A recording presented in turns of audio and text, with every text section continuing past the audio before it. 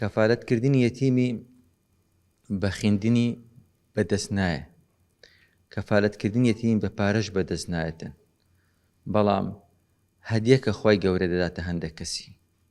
یەک لەوانە کە داک یەتیمەکان پێغەمبەر صلی الله عليه وسلم دەفەرمێتن ئەنا وەکافل اليتیم كهاتين في الجنة.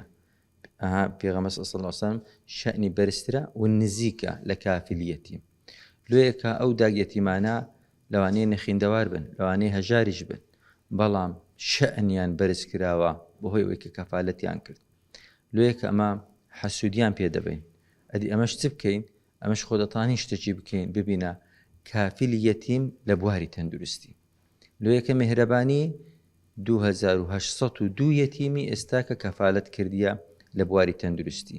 ئەو بیرۆکەیە دەمانەوێ یەتیمەکانی شاری کەرکووکێش، ئیسولێمانیش، هیدوهۆکی شیشی هەڵەبجەش دوای ئەو دەناوچەکانی تکە بگرتەوە و ئەوەی ئەمە پێمان بکرێتن ئەمە لە خزمەتتان دەبین.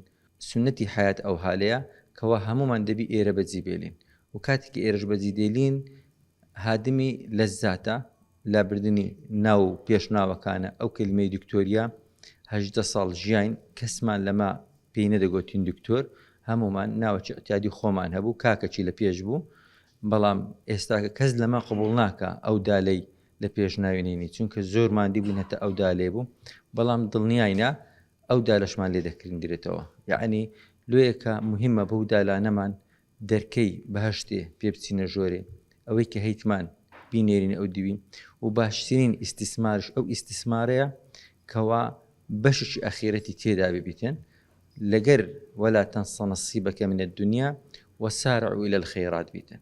يعني دنیای لەبیر نەکەین چونکە خوای گەورە دەرێ دنیای لەبیر مەکە وسارعوا إلى الخيرات.